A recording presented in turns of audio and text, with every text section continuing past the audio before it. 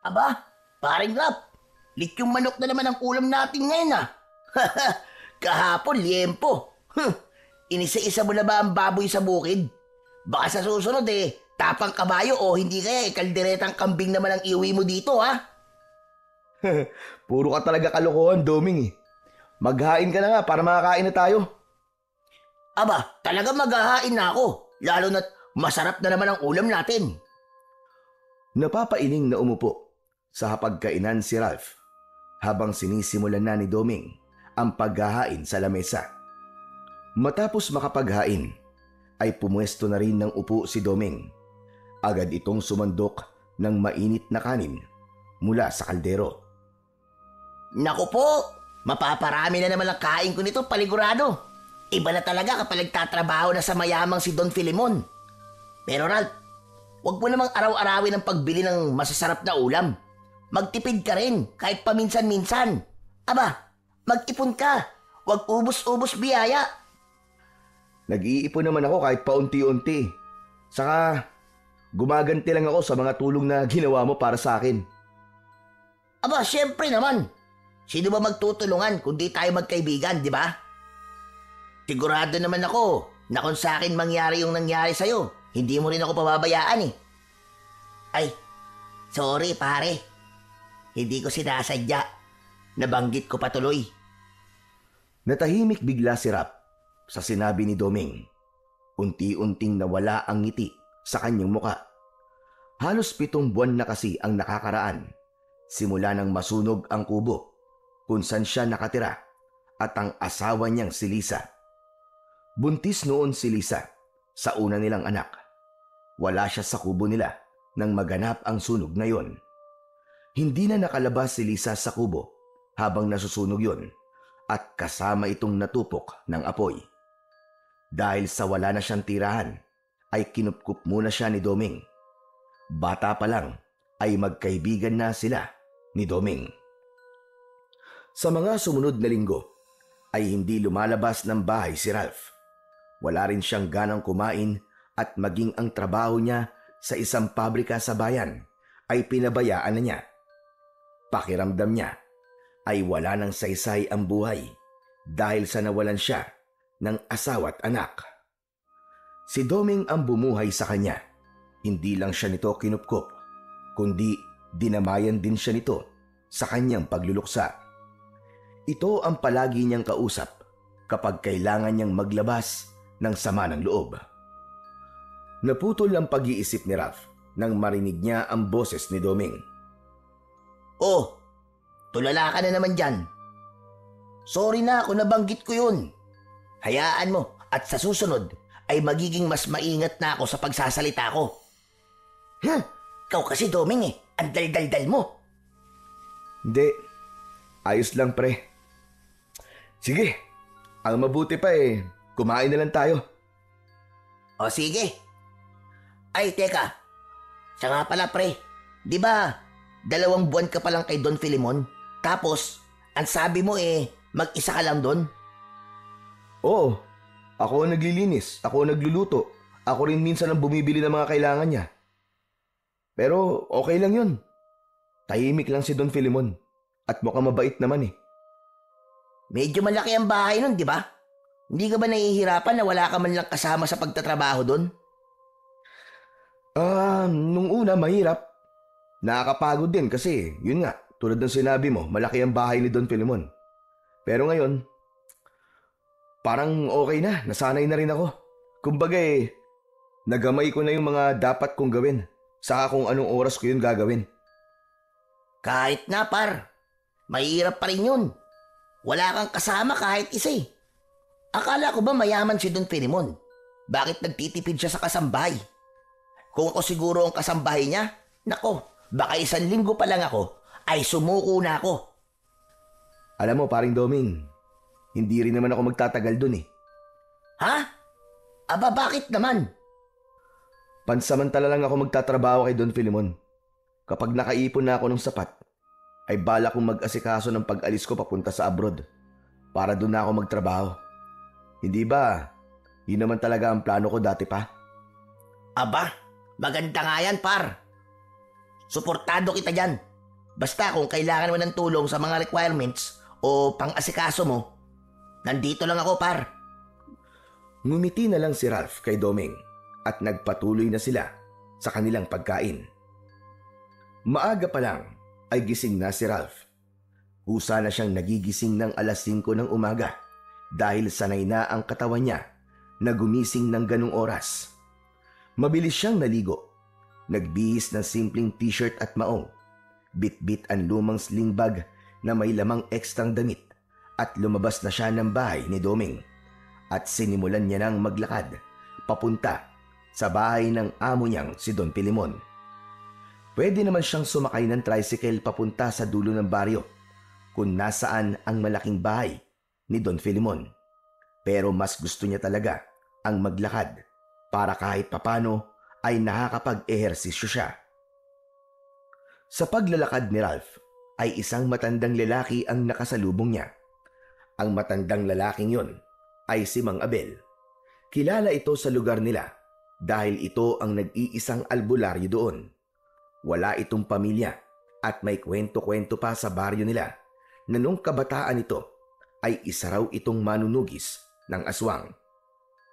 Matalim ang tingin ni Mang Abel habang papalapit ito kay Ralph. Nang tumapat siya sa matanda, ay ngumiti siya rito. Magandang umaga po sa inyo, Mang Abel. Saan po ang punta nyo ng ganito kaaga? Walang sagot na nakuha si Ralph mula sa matandang si Mang Abel na parabang wala itong naririnig. Hindi man lang siya nito tinapunan ng tingin. Napakamot na lamang sa batok si Ralph at nagpatuloy na lang siya sa kanyang paglalakad. Hindi na siya nagtaka. Ganon naman talaga si Mang Abel. Wala siyang natatandaang nakita niya itong may kausap. Palagi itong mukhang masungit at seryoso. Pagkarating ni Ralph sa dulo ng baryo, ay tumambad na sa kanya ang malaking bahay ni Don Filemon. Medyo bago pa yon dahil ilang buwan pa lamang mula nang maitayo yun. Malinis ang harapan ng bahay. Meron yung mataas na pader at malaking gate. Sa paligid ay may iilang puno at mga halamang ornamental. May sariling susi si Ralph sa maliit na gate sa gilid. Maingat niyang binuksan yun at saka siya pumasok. Dumiretso siya sa main door at gamit ang sarili niyang susi ay binuksan niya rin ang gate. Nagtungo agad si Ralph sa kusina upang simulan ang araw ng kanyang pagtatrabaho sa pamamagitan ng paghahanda ng almusal ni Don Filemon. Binuksan niya ang ilaw sa kusina, kinuha ang kawali at sinimulan niya na ang pagluluto. Kasabay nun ay nagpakulo na rin siya ng tubig para sa kapeng barako. Habang nagluluto ay humugot siya ng malalim na buntong hininga. Hindi pa rin siya sanay sa tahimik at malawak na bahay na yon. Kahit ilang buwan na siya ron, ay may mga bahagi pa rin ng bahay na hindi pa niya napupuntahan o napapasok. Alam ni Ralph na maya-maya lang ay bababa na si Don Filemon. Eksaktong alas 7 ng umaga kung bumaba ito para kumain.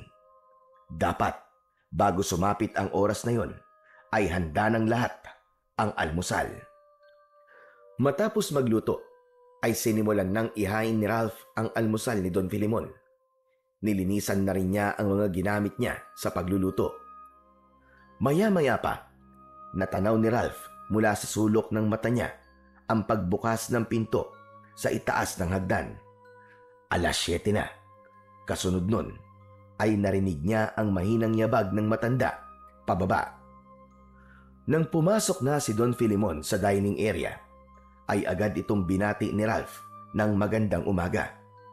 Tumangulang ang matanda sa kanya at naupo na sa kabisera. Matangkad na lalaki si Don Filemon. Dahil sa edad nito ay mukha na itong mahina at hindi na ito kayang magbuhat ng mabibigat.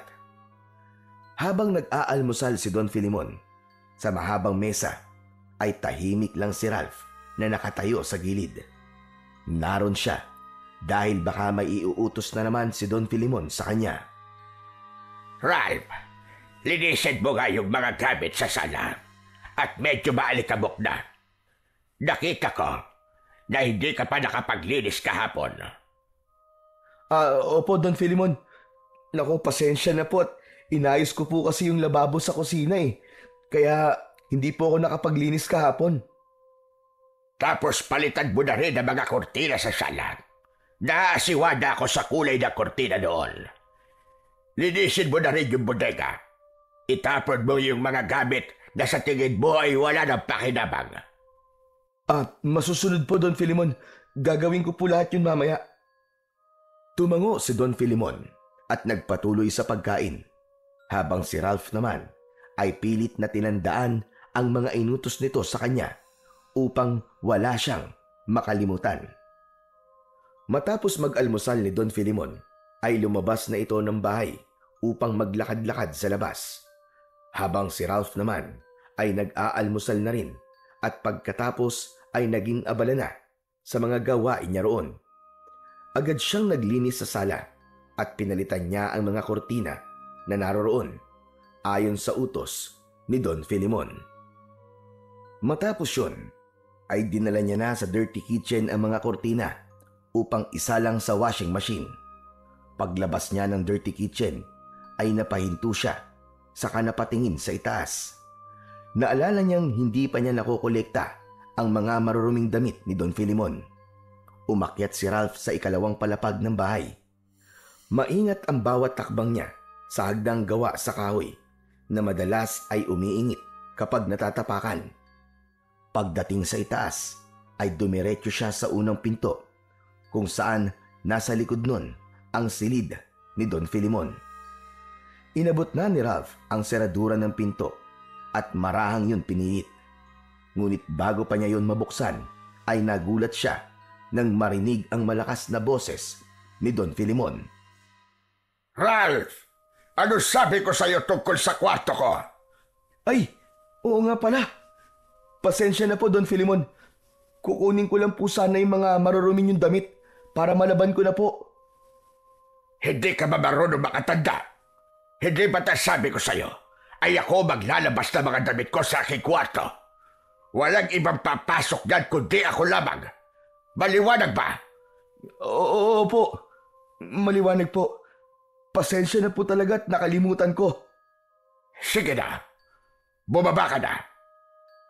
Bagyang yumukod si Ralph bago siya tahimik na bumaba ng hagdan. Habang bumababa siya, ay napapaisip siya kung bakit ba ayaw ni Don Filimon na pumasok siya sa kwarto nito. Simula kasi nang magtrabaho siya roon bilang isang kasambahay, ay hindi pa niya kailanman nasilayan ang loob ng kwarto ni Don Filimon. Kahit paglilinis doon ay hindi siya nito pinapayagan. Pakiramdam niya tuloy ay merong itinatago roon ang matandang lalaki. Pinilit ni Ralph na iwaksi ang mga tanong sa isip niya. Baka sadyang ayaw lang talaga ni Don Filimon na may nakikialam sa personal nitong espasyo sa bahay na yon.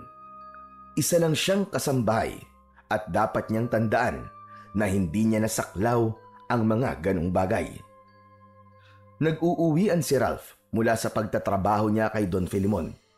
Tuwing hapon, kapag tapos na siyang magluto ng hapunan, ay umaalis na siya. Pagdating ni Ralph sa bahay ni Doming, ay agad niyang naramdaman ang kakaibang katahimikan sa paligid. Wala ang dating masiglang boses ng kaibigan na palaging bumabati sa kanya sa tuwing dumarating siya. Nang buksan niya ang pinto, ay nakita niya si Doming na nakaupo sa bangkito habang nakasandal sa dingding. Nakangwi ang mukha nito na parang may kung anong masakit dito. Oh, par, ano nangyari sa'yo? Para kang ngumuya ng kamya sa itsura mo ah. Aray ko, nadulas ako kanina habang nagbubuhat ng kopre. Ayun, tumama ang likod ko sa kahoy. Grabe, ang sakit par. Parang nabugbog yata ang likod ko. Lumapit si Ralph at tinignan kung may sugat sa likod si Doming, pero wala naman siyang nakita. Bakit di ka pa nagpatingin par? Mukhang nabugbog nga talaga ang likod mo o kaya baka merong bali yan. Ayaw mo bang magpunta sa barangay health center? Hindi na. Sarado na yun ng ganitong oras eh. Ang mabuti pa, kay Mang Abel na lang ako magpapahilot. Magaling din naman yun sa mga ganito eh. Natatandaan mo ba nung nabalian ako ng paa? Siya ang nakapagpagaling sa akin nun, hindi ba? Sa bagay, tama ka. Tsaka, hindi mahal maningil si Mang Abel. Bigyan mo nga lang yun ng 1 kilo ng bigas eh. Ayos na sa kanya eh. Sinabi mo pa. Baka naman, pwede mo akong samahan, par. Medyo nahihirapan din kasi ako maglakad eh. Baka mamaya matumba ako sa daan. Oo ba, sige. Pampihira ka naman. Yun lang pala eh. Walang problema yun. Tara na. At baka lalong sumakit pa yan kapag hindi natignan ni Mang Abel. Tumango si Domeng at dahan-dahang tumayo habang hawak ang likuran. Tinulungan naman ito ni Ralph na maglakad palabas ng bahay. Inalalayan niya ang kanyang kaibigan upang hindi ito mabuwal. Habang naglalakad sina Ralph at Domeng papunta sa kubo ni Mang Abel, ay unti-unti nang lumulubog ang araw at ang kadiliman ay kumakalat na sa paligid. Patuloy pa rin si Ralph sa pag-aalalay kay Domeng dahil bawat hakbang nito ay panay ang daing nito. Ano par? Kaya mo pa ba? Bumalik na lang kaya tayo sa ibang araw? Aray ko, ngayon mo pa ako tinanong yan kung kailan malapit na tayo sa bahay ni Mang Abel. Pambihira ka oh. Aray, oo nga pala. Kumusta naman ang araw mo sa trabaho, par? Ayos lang naman. Medyo napagalitan lang ako kanina ni Don Filimon. Talaga? Bakit? Ano bang ginawa mo? Kasi muntik na akong pumasok sa kwarto niya para kunin yung mga marurumi niyang damit eh. Tapos bago pa ako makapasok, nakita niya ako. Ayun, nasabon tuloy ako. Hala, pinagbabawalan ka ba ni Don Filimon na pumasok sa kwarto niya? Oo eh. Simula pa nung una ay sinabi niya na wag na wag akong papasok doon. Nawala sa isip ko, nakalimutan ko. Kahit isang beses, hindi ko pa talaga nakikita ang loob ng kwarto niya. Nakapagtataka naman yun. Di, siya naglilinis ng kwarto niya kung ganon. Oo, siya lang talaga. Di ko rin alam kung bakit ganun eh. Pero ayoko naman mag-isip ng kung ano-ano at baka may personal lang siyang dahilan. O kaya, may tinatago. Napangiti na lang si Ralph sa sinabi ng kanyang kaibigan pero hindi na siya sumagot. Tahimik silang nagpatuloy sa paglalakad habang unti-unti nang nagdidilim ang paligid. Pagkaraan ng ilang minutong paglalakad ay natanaw na nila ang lumang kubo ni Mang Abel. Nagpatuloy sila sa paglalakad at huminto sila sa harapan ng kubo ng matandang albularyo. Itinaas ni Domeng ang isang kamay at kumatok sa pinto ng kubo na gawa sa kawayan. Tao po? Mang Abel? Tao po? Nandyan po ba kayo? Walang sumagot pero may narinig silang yabag ng paa sa loob. Hindi nagtagal ay bumukas ang pinto at lumabas si Mang Abel. Wala itong suot na pang-itaas. Nakakunot ang noo nito at tila hindi natuwa sa pagbisita nila. Anong oras na? Nangaabala kayo na kumakain. Anong kailangan niyo dalawa? Alam nyo, ansuin ko talaga kahit kailan, Mang Abel. Di naman po namin alam na kumakain pala kayo eh. Napailing si Ralph at tinapik si Domeng sa batok. Sinabihan niya si Domeng na wag nitong sagutin ng ganun si Mang Abel at pinanlakihan niya ito ng mata. Ay, pasensya na po Mang Abel. Nadulas po kasi itong si Domeng kanina habang nagbubuhat po ng kopra. Yun, tumama po ang likod niya sa kahoy. Masakit daw po eh. Magpapahilot po sana siya sa inyo. Oras na ng pahinga ko. Bukas ng umaga na lamang kayo bumalik. Hindi po nga ako makakabalik bukas ng umaga, Mang Abel. Maaga po kasi ang trabaho ko sa koprahan. Hapon lang po talaga ang libre kong oras. Wala akong pakialam doon. Hindi ako butika o ospital na bukas tuwing kailan mo gusto magpagamot. Papasok na sana si Mang Abel sa loob ng kubo nito nang bigla na lang umarte si Domeng na parang nawalan ng lakas. Napaluhod ito sa lupa habang hawak ang likod. Aray! Aray ko! Aray, sobrang sakit na talaga ng likod ko, aray! Baka mamatay na ako nito! Ay, hindi na ako umabot ng kinabukasan, aray ko! Nagulat si Ralph sa ginawa ni Doming, pero nahalata niya na umaarte lang ito nang tumingin ito sa kanya sabay kindat. Napalingon si Mang Abel. Tinitigan nito si Doming pero walang emosyon ang mukha nito. Mang Abel, parang awa niyo na po. Hilutin niyo na po ang kaibigan ko. Tignan niyo po siya, oh. Hindi ba nakakaawa po siya? Oo nga, aray! Aray, Mang Abel! Maawa ka na sa akin! Ralph, kapag namatay ako, ay iiwan ko na sa iyo ang bahay ko. May kalkansya rin ako sa ilalim ng papag ko. Gamitin mo yun sa pagpapalibing sa akin. Tandaan mo, Ralph. Mahal na mahal kita. Huy, si Raulo, ano ba pinagsasabi mo? Ay, nako! Sige na nga, sige na! Pumasok na kayo sa loob! Naaalibadbaran na ako sa kaartehan niyang kasama mo, Ralph! Binuksan ni Mang Abel nang mas maluwag ang pinto at nauna na itong pumasok. Umayos naman kagad ng tayo si Doming at ngumisi ng malaki. Pigil naman ang pagtawa ni Ralph dahil sa pag-arte ng kanyang kaibigan. Matapos yun, ay sumunod na sila kay Mang Abel sa loob ng kubo nito. Pagpasok ni Ralph sa kubo, ay sumalubong sa kanila ang amoy ng langis at iba-ibang halamang gamot. Medyo maliwanag sa loob dahil sa gasera na nakapatong sa maliit na hapagkainan. Itinuro ni Mang Abel ang papag na may banig at isang manipis na unan sa gilid. Inutusan nito si Doming na hubarin ang damit nito at dumapa doon. Agad namang sumunod si Doming. Matapos nitong hubarin ang t-shirt, ay agad itong dumapa sa papag. Si Ralph naman ay umupo sa bangkong yari sa kawayan na nasa tabi at tahimik na pinagmasdan ang matanda. Lumapit si Mang Abel kay Doming at kinapakapa ang gulugod nito. Kita sa mukha nito ang seryosong pagsusuri. Meron kang bali sa bandang gitna ng likod. Hindi naman malala, pero kailangan ng hilot. May kinuwang maliit na bote si Mang Abel. Binuksan nito yon at naglagay ng langis sa isang palad. Pinagkiskis nito ang mga palad nito hanggang sa mag-init. Matapos yon, ay inilapat na nito ang palad nito sa likod ni Doming. Sa unang hagod pa lang ni Mang Abel, ay napaigik na kagad si Doming. Aray, aray ko, aray ko, aray ko, aray ko! Dahan-dahan naman, Mang Abel! Ang bigat naman po ng kamay nyo! Parang madadagdagan pa yata ang bali ko sa likod ni aray! Aray ko! Huwag kang malikot at huwag kang mas marunong pasakin. Tiisin mo! Kasalanan mo rin naman kung bakit ka nadulas. Di ka kasi marunong mag-ingat.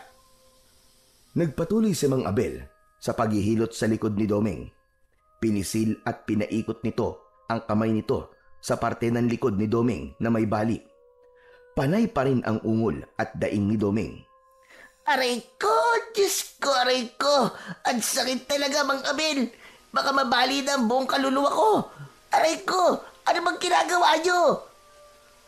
Biglang binatukan ni Mang Abel si Doming. Tila hindi na nakatiis ang matanda sa pag-iingay ni Doming. Si Ralph naman ay pinigilan ang pagtawa dahil baka mas lalong magalit si Mang Abel. Kung hindi titigil yung bibig mo, kakaingay, ikaw na lang ang maghilot sa sarili mo. Pupunta-punta ka rito tapos ang dami mong reklamong damuho ka. Eh, hindi naman po ako octopus para mahilot ko ang likod ko eh. Pambihira naman kayo, Mang Abel, oh. Kaya nga tumahimik ka na lang at magtiis ka. Hindi na muling nagsalita si Doming.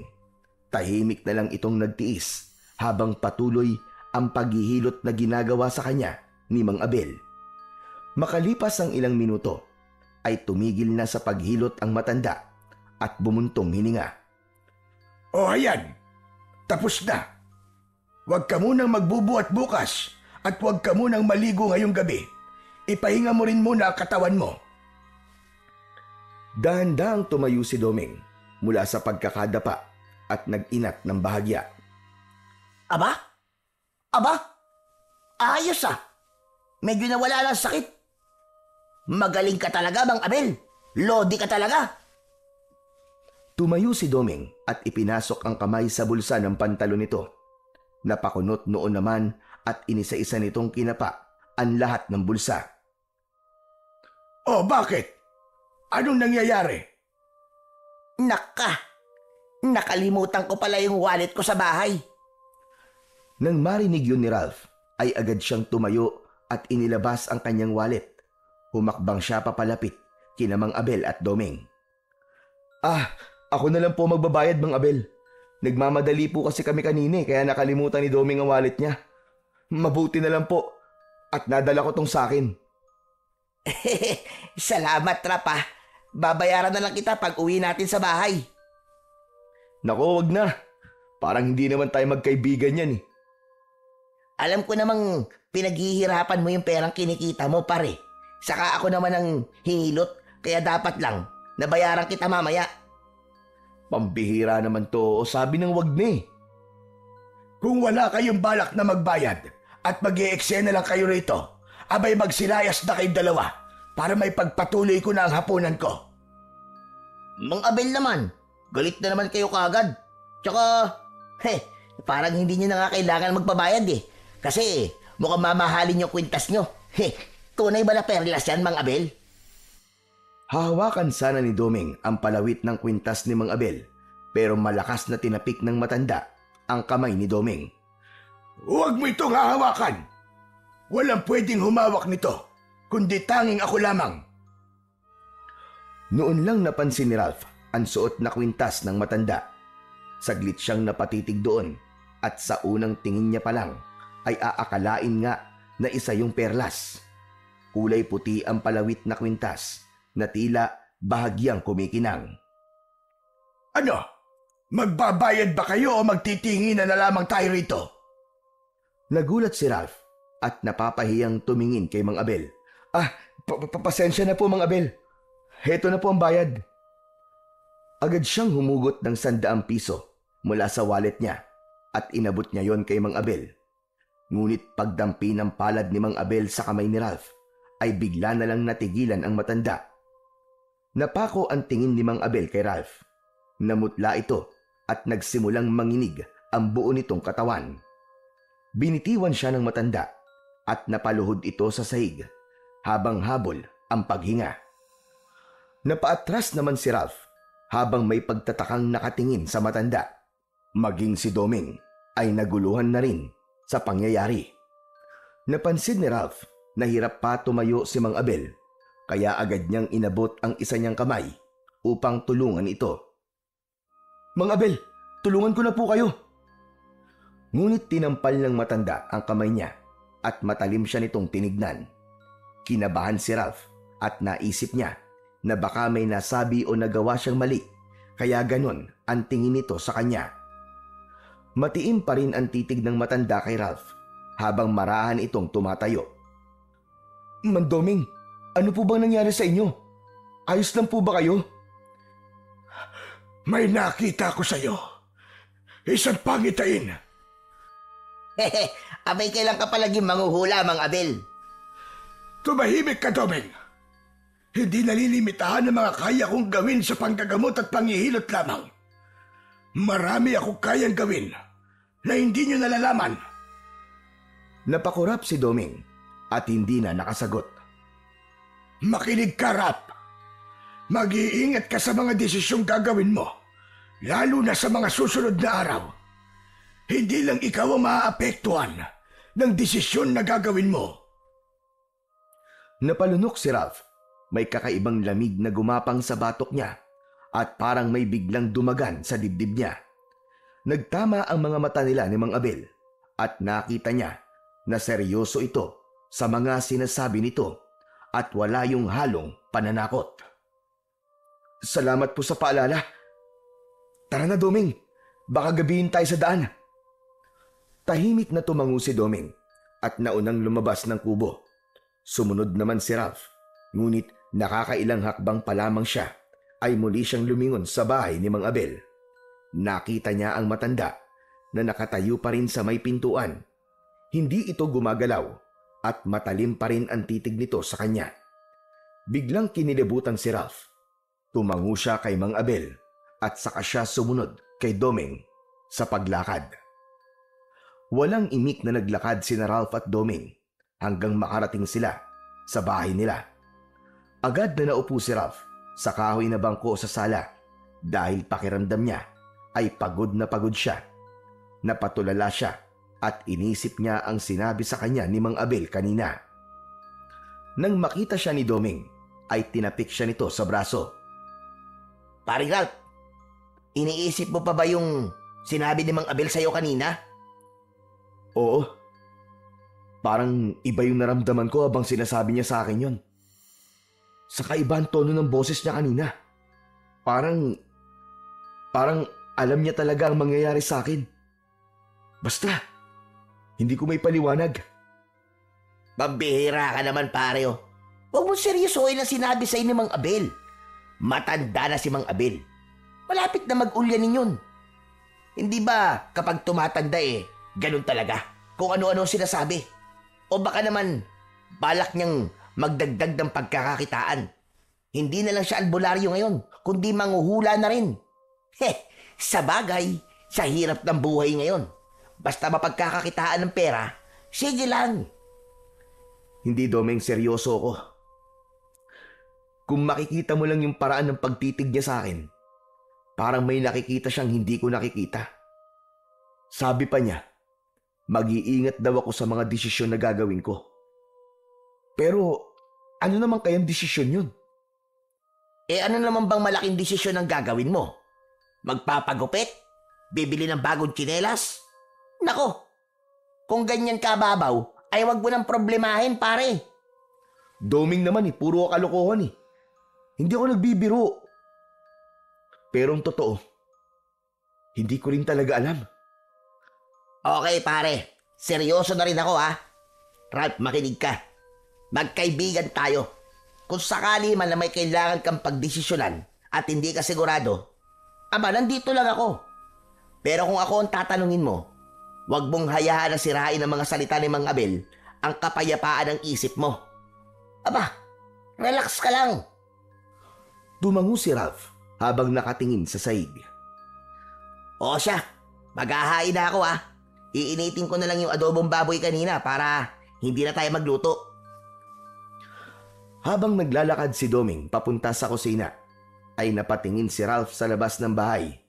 Hindi pa rin nawala ang kaba sa dibdib niya dahil sa sinabi ni Mang Abel. Simpleng paalala lang ang mga yon, pero hindi niya maintindihan kung bakit labis siyang apektado.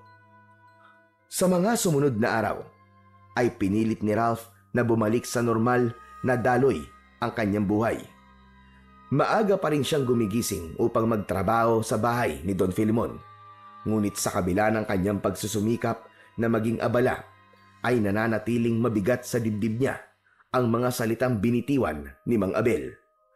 Para yung multo na sumusunod sa kanya, ilang ulit niyang binalak na puntahan muli ang kubo ng albularyo. Ngunit sa tuwing malapit na siya roon, ay umuurong siya dahil sa takot na malaban ang iba pang sasabihin ni Mang Abel. Habang patuloy sa pagtatrabaho si Ralph, ay hindi rin niya maiwasang mapansin ang unti-unting pagbabago kay Don Filemon. Sa bawat araw na lumilipas, ay tila mas lalo itong humihina at nagiging mabagal sa pagkilos. Nais sana niya itong tanungin tungkol sa kalagayan ng kalusugan nito, pero pinangungunahan siya ng hiya. Kahit ilang buwan pa lang na nakakasama ni Ralph si Don Filemon, ay hindi niya naiwasang mag-alala para dito. Isang umaga, sa bahay ni Don Filemon, ay abala si Ralph sa paghahanda ng almusal ng kanyang amo. Nagluluto siya ng sinangag at pritong itlog. Meron ding daing na bangus. Kasabay nun ay nagpapakulo na rin siya ng tubig para sa kape. Matapos magluto, ay inihain na niya ang pagkain ni Don Filemon. Nagtungo siya sa salas at sandaling naupo upang hintayin ang pagbaba ng matandang amo mula sa kwarto nito. Lumipas ang kalahating oras. Napatingin si Ralph sa orasan na nakasabit sa dingding. Aba, bakit kaya hindi pa rin bumababa si Don Filimon? Lagpas alas 7 na. Naghintay pa siya ng ilang minuto. Nang malapit ng mag-alas 8 ng umaga, ay dun na siya nagdesisyon na akyatin si Don Filimon sa silid nito. Pagdating niya sa tapat ng pinto ni Don Filimon sa ikalawang palapag ng bahay, ay inilapat niya ang tenga niya sa pinto ng matanda. Wala siyang narinig na tunog o kaluskus man lang sa loob ng kwarto. Hanggang sa kumatok na si Ralph sa pinto. Kumatok siya ng marahan. Don Filimon, magandang umaga po. Nakahanda na po ang almusal niyo. Walang nakuhang tugon si Ralph, kaya muli siyang kumatok ng mas malakas. Don Filimon? Don Filimon, tulog pa po ba kayo? Katahimikan pa rin ang natanggap ni Ralph. Sa pagkakataon na yon, ay nagtatalo na ang isip niya kung bubuksan ba niya ang pinto o hindi. Pero alam niyang maigpit ang bili ni Don Filimon na bawal siyang pumasok sa kwarto nito. Ngunit sa pagkakataong yon, ay tila may boses na bumubulong sa kanya na kailangan niyang tiyakin na ligtas ang amo niya, matanda. Kaya naman, naglakas loob siyang buksan ang pinto ng silid ni Don Filimon. Pinihit niya ang seradura at itinulak ng marahan ang pinto. Sumalubong kagad sa kanya ang malansang amoy ng kwarto. Hindi niya maintindihan kung saan nanggagaling ang amoy na yon. Nang tuluyang mabuksan ni Ralph ang pinto, ay nanlaki ang mga mata niya nang makita si Don Filimon na nakahiga sa malaki nitong kama. Hindi ito gumagalaw at nakapikit ang mga mata nito. Ang katawan nito ay payat na payat at halos butot balat na lamang. Ang balat nito ay naninilaw at nangingitim sa ilang bahagi. Nagtaka siya dahil hindi naman ganon ang itsura nito nung nakaraang araw. Lumapit si Ralph sa kama. Hinila niya ang isang upuan papalapit sa higaan at dun siya naupo. Inabot ng kamay niya ang noo at leeg ng matanda. Nagimbal siya dahil napakalamig ng katawan nito na parang maihahalin tulad niya sa yelo. Naku, Don Filimon! Patay na po ba kayo? Sa gitna ng takot at kaba ni Ralph, ay biglang bumukas ang mga mata ni Don Filimon. Tila hinang-hina ito, at kahit ang pagbukas nito ng mata ay para bang hirap itong gawin. Pasensya na po, Don Filimon. Alam kong bawal po akong pumasok dito sa kwarto nyo. Pero nag-aalala na po kasi ako sa inyo eh. Kanina pa po kasi ako katok ng katok, pero hindi po kayo sumasagot. Kaya pumasok na po ako. Tahimik lang si Don Filimon. Nanatili itong nakatingin kay Ralph. Don Filimon, kailangan po natin pumunta sa ospital. Baka kung ano na po nangyayari sa inyo eh. Ang putla-putla nyo po. At ang lamig pa po ng katawan nyo. Para po kayo nagyayelo. Walang magagawa ang mga doktor sa nangyayari sa akin. Hindi ospital ang kailangan ko. Napatingin si Ralph sa paligid habang nagsasalita si Don Filimon. Mabilis ang pag-ikot ng kanyang mga mata at doon niya napansin ang mga kakaibang bagay sa kwarto. May mga kakaibang simbolo sa sahig at dingding na hindi niya alam ang ibig sabihin. Agad siyang nagkaroon ng hinala na baka kaya hindi siya pinapapasok ni Don Filimon sa kwarto na yon ay dahil ayaw nitong makita niya ang mga simbolo na yon. Pero hindi niya na yon pinagtuunan pa ng pansin dahil ang alam lang niya ng mga oras na yon ay kailangan ni Don Filimon ang tulong niya. Pero paano po kayo gagaling kung hindi po kayo magpapadala sa akin sa ospital? Mas alam po ng mga doktor ang dapat gawin sa inyo. Makinig ka mabuti sa akin, Rapa. May isang bagay na makakapagpabalik ng lakas ko. Matagal ko nang hinahanap yon at kailangan mapa sa akin ang bagay na yon. Ano po bang tinutukoy nyo? Buksan mo ang drawer. May litrato dyan. Kunin mo. Agad na binuksan ni Ralph ang drawer na nasa tabi ng kama. Walang ibang bagay ang naroon kundi ang isang piraso ng litrato. Nanginginig ang kamay na kinuha niya yon. Tinignan ni Ralph ang litrato at nakita niya roon ang isang puting bato na parang perlas ang itsura. Biglang natigilan si Ralph. Teka, parang nakita ko na to ah. Tama! Nakita ko na ang batong to. Suot to ni Mang Abel, Don Filimon. Ang batong to, ang palawit ng kwintas niya. Kabaka, Ralph. Kay Abel nga ang bagay na yan. Binata pa lang siya. Ay nasa kanya na yan. Ano po bang meron sa batong to? At saka, ito po ba ang bagay na tinutukoy nyo na makakapagpabalik po ng lakas nyo? Oo. Yan nga. Pero hindi yan isang bato. Isa yung mutya. Yan ang mutya ng buhawi. Ang mutya ng buhawi ay nagbibigay ng mas mahabang buhay at malakas na katawan sa kung sino man ang magmamay-ari nito. Hindi ka basta-basta tatabla ng sakit. Kahit ang kamatayan ay iiwasan ka. Muling napatingin si Ralph sa litrato. Sumagi sa isip niya si Mang Abel at kung paanong sa kabila ng edad nito ay malakas pa rin ito. Kaya pala, kahit matanda na si Mang Abel, ay malakas pa rin siya. Kasi meron siyang ganong klase ng mutya. Kailangan makuha mo mutya ng buhawi mula sa kanya. Kapag nakuha ko yun, ay babalik na ang lakas ko. Pero ibibigay po kaya sa inyo ni Mang Abel yun, Don Filimon? Malabo. Hindi niya basta-basta bibitiwan yun. Kaya naisip ko na nakawin na lang sa kanya ang mutya ng buhawi. Pero Don Filimon, paano niyo po mananakaw sa kanya yun? Dahil po sa kalagayan niyo, parang kahit yata bumangon sa higaan hirap kayo eh. Hindi ako magnanakaw ng mutya. Yun ay walang iba. Kundi ikaw, Ralph. Ikaw ang gagawang magnakaw doon para sa akin.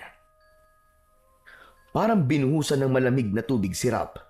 Nanlamig ang buong katawan niya at bumilis ang tibok ng kanyang puso. Pero, Don Filimon, hindi ko po kaya magnakaw. Hindi po ako magnanakaw, kasalanan po yun. Kasalanan ba? Kung may mabuting maidudulot ng pagnanakaw na gagawin mo. Tandaan mo, Ralph. Manunugtungan ng mutya na yun ang buhay ko. Isa pa, kapag namatay ako, mawawalan ka na rin ng trabaho. Sandaling tumahimik si Ralph. Napayuko siya habang nag-iisip. Hanggang sa sumagi sa isip niya ang sinabi ni Mang Abel na may isang malaking desisyon siyang gagawin. Napagtanto niya na nangyayari na ang pangitain ng matandang albularyo.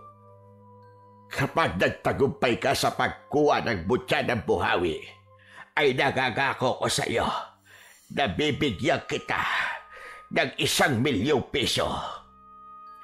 Napaangat ang ulo ni Ralph at napatitig siya kay Don Filimon. Tinansya niya kung nagbibiro lamang ba ito o hindi. Isang milyong piso? Oo, 1,000,000 piso. Hindi ako nagbibiro, Ralph. Buhay ko ang nakasalalay dito. At hindi na ako pwedeng maghintay pa. Isipin mo mga pwede mong gawin sa ganong kalaking halaga. Don Filimon, hayaan niyo pong pag-isipan ko muna. Bigyan niyo pa po sana ako ng kahit konting panahon. Sige, Ralph. Ngunit, bilisan mo ang pag-iisip. Nauubos na ang oras ko. Baka mahuli na ang lahat at baka mamatay na ako. Marahang tumango si Ralph. Doon pa lang ay pinag-isipan niya na kagad kung gagawin pa niya ang inuutos ni Don Filimon kapalit ang malaking halaga ng pera. Pag-uwi ni Ralph sa bahay ni Doming ay mabigat ang pakiramdam niya. Umupo siya sa gilid ng kanyang papag at hinubad ang kanyang sapatos. Humiga siya at napatingin sa kisame na parabang Nandoon ang kasagutan sa tanong na dapat ba niyang gawin ang pinapagawa sa kanya ni Don Filimon. Hay! Anak ng teteng, oo! Ano bang gagawin ko? Bakit ba kasi napunta ako sa sitwasyon ito? Gusto sana niyang ikonsulta kay Doming ang tungkol sa bagay na yon, pero kilala niya ang kanyang kaibigan. Alam niya na hindi ito papayag na nakawin niya kay Mang Abel ang kwintas. Kilala niya si Doming na kahit kapos sa buhay ay hinding-hindi ito gagawa ng isang maling bagay para lang sa pera, lalong-lalo na ang pagdanakaw. Sumapit na ang oras ng pagtulog ni Rap, pero gising na gising pa rin ang kanyang diwa. Nakatingin pa rin siya sa kisame at patuloy na iniisip kung ano ang kanyang gagawin. Malaki rin ang 1,000,000 piso para sa kagaya ko. Marami akong magagawa nun. Hindi ko na kailangan makipagsapalaran sa ibang bansa. Pwede na ako magtayo ng maliit na negosyo sa pera na yun. Mababago ang buhay ko. Matapos yun ay bumalikwas ng bangon si Rap. Nagdesisyon na siya na nanakawin niya kay Mang Abel ang mutya ng buhawi. Mas nanaig sa kanya ang pangangailangan niya ng pera kaysa sa kanyang konsensya at dignidad. Inisip na lang niya na sa gagawin niyang yun ay makakatulong din siya kay Don Filimon na madugtungan ang buhay nito. Lumabas si Ralph sa kwarto niya at marahan siyang naglakad. Pagbukas niya ng pinto ay napapitlag siya nang marinig ang boses ni Doming sa kanyang likuran. Hoy, Ralph! Saan ka pupunta? Bibili lang ako ng yosi sa tindahan. Yosi? Aba, kailan ka pa natutong manigarilyo? Kanina lang. Naisipan ko lang na subukan. O sige na, alis na ako. Babalik din ako kagad. Hindi na hinintay ni Ralph na magsalita si Doming at nagmamadali siyang naglakad palabas ng bahay. Hindi na rin siya lumingon pa. Sa pagkakataon na yon, ay buo na talaga ang loob niyang nakawin ang mutya mula kay Mang Abel. Hindi alintana ni Ralph ang kadiliman sa kanyang paglalakad patungo sa kubo ng matandang albularyo. Wala na siyang ibang inisip kundi ang makuha ang mutya ng buhawi. Nang makarating siya sa harapan ng kubo ni Mang Abel, ay napansin niyang wala ng liwanag ng gasera mula sa loob, kaya naisip niya na marahil tulog na ang matanda. Tahimik at marahan siyang lumapit sa kubo. Naghanap siya ng siwang sa dingding kung saan maaari siyang sumilip. Nang may nakita siya, ay agad siyang sumilip doon. Nabigla si Ralph nang malaman niya na hindi pa pala tulog ang matanda. Nakita niya si Mang Abel na nakaluhod sa tabi ng higaan nito. Hawak nito ang mutya ng buhawi na nakasabit sa leeg nito. Nakapikit ang matanda at bumubuka ang bibig nito na parang meron itong inuusal na orasyon. Makalipas ang ilang minuto, ay natapos na sa ginagawa nito si Mang Abel. Hinubad na nito ang kwintas at saka ipinatong yon sa isang maliit na lamesang yari sa kawayan na nasa tabi ng nakasaradong bintana. Matapos yon, ay humiga na si Mang Abel sa papag nito at pumikit. Dahil hindi pa tulog si Mang Abel, ay sandali munang nagkubli si Rap sa likod ng makapal na halaman sa labas ng bahay ni Mang Abel. Makalipas ang halos 1 oras, ay muling sumilip si Rap sa loob ng bahay ng matandang albularyo at nakita niya na tulog na ito dahil dinig na niya ang mahina nitong paghilik. Umikot siya sa gilid ng kubo kung saan naroon ang bintana. Maingat niyang hinawakan ng bintana at hinila yon. Bumilis ang tibok ng puso niya dahil walang kandado ang bintana doon.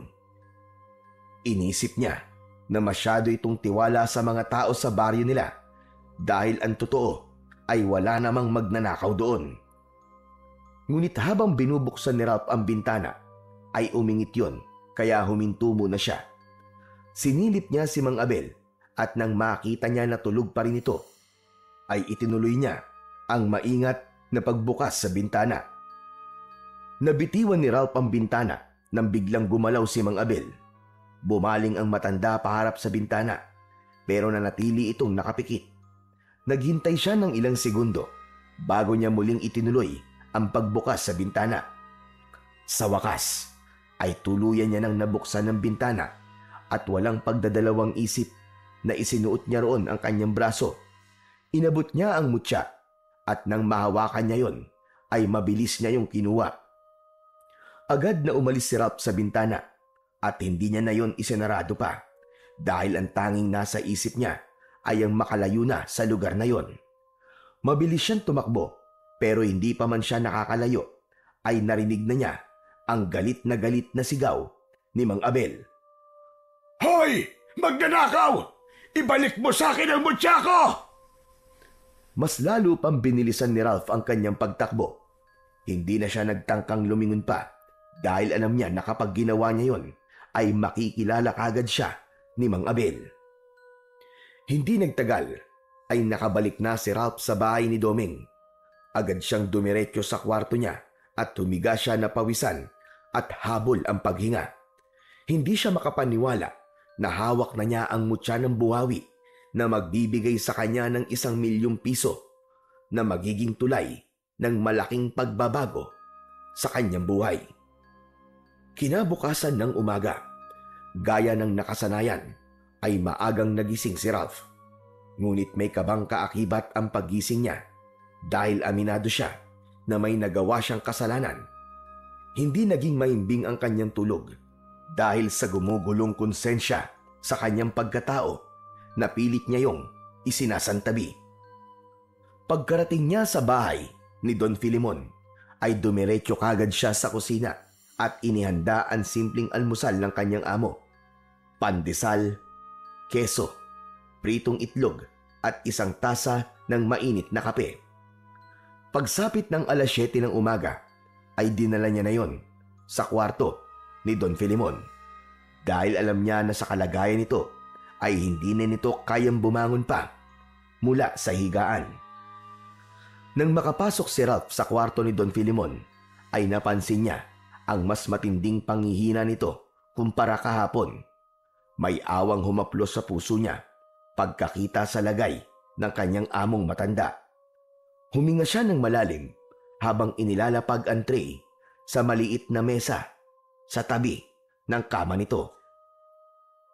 Don Filemon, kumain na po muna kayo. Alam ko po na hindi po kayo makakababa kaya dinala ko na po rito ang almusal nyo. Bumaling sa kanya si Don Filemon pero hindi ito nagsalita. Habang sinusubuan ni Ralph si Don Filemon ng pandesal ay hindi niya maiwasang mapailing sa bilis ng pagbagsak ng kalusugan nito. Para bang bawat oras ay tila nababawasan din ang oras ng buhay nito. Matapos na kumain ni Don Filemon ay matiim nitong tinignan si Ralph. Nakapagdesisyon ka na ba sa bagay na pinapagawa ko? Don Filemon, hindi lang po ako nakapagdesisyon. Ang totoo po niyan, nakuha ko na rin po mutya ng buhawi. Totoo ba sinasabi mo? Kung gano'n, nasaan ang mutya? Inilabas niya ang mutya mula sa bulsa at ipinakita niya yon kay Don Filemon. Nanlaki ang mga mata ni Don Filemon at parang hindi ito makapaniwala na ganun niya kabilis na kuha ang bagay na nais nitong makuha. Kahit nahihirapan, ay pilit itong sumandal sa headboard habang hindi inaalis ang tingin sa mutya ng buhawi na nasa kamay ni Ralph. Tumigil ang oras para kay Ralph ng ilang sandali. Nakatitig pa rin si Don Filemon sa mutya habang ang mga mata nito ay puno ng pagnanasa at pag-asa. Bagyang inangat ng matanda ang kamay upang abutin yon. Ngunit mabilis na inurong ni Ralph ang kanyang palad at inilayo niya ang mutya sa matanda. Napakunot noon naman si Don Filemon. Ibigay mo sa akin ang mutya. Akin na yan. Bago ko po ibigay sa inyo to, ay kailangan ko munang makuha ang ipinangako niyong 1,000,000 piso. Gusto ko lang po makasiguro na tutupad po kayo sa napag-usapan natin.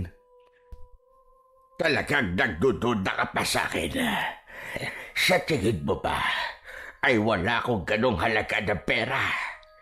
Kunin mo ang itim na bag sa ilalim ng kama. Naroon ang pera ko. Kunin mo. At sa'yo na yon. Agad na lumuhod si Ralph sa gilid ng kama at sumilip sa ilalim. Nakita niya ang itim na bag na sinasabi ni Don Filimon. Inabot niya yon sa matanda. Ipinatong niya sa gilid ng kama at binuksan niya yon habang nanginginig ang mga kamay. Napalunok si Ralph nang makita niya na pera nga ang laman nun. Puro tugi 1,000 at mga bago pa. Kung duda ka pa rin, ay pwede mong bilangin yan. Hindi na po kailangan, Don Filimon. May tiwala naman po ako sa inyo. Ngayong nasa iyo na ang pera, ibigay mo na sa akin ang mutya. Walang pag-aalinlangan na inabot ni Ralph ang mutya kay Don Filimon. Maingat yung kinuha ng matanda at halos manginig ang mga kamay nito sa tuwa. Ilang segundo nito yung tinignan at saka bumaling sa kanya. Lumabas ka na. Tapos na ang usapan natin. Huwag ka na muna papasok dito at gawin mo na mga dapat mong gawin sa ibaba. Tumangulang si Ralph at naglakad na siya palabas ng kwarto habang dala ang bag na naglalaman ng 1,000,000 piso.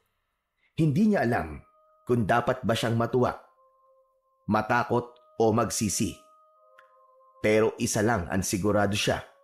Malaki ang magiging pagbabago sa buhay niya dahil sa salapi na hawak niya.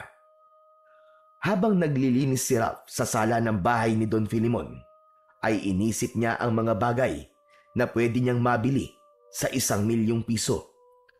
Halos malula siya sa dami ng bagay na gusto niyang bilhin at gawin sa pera na yon.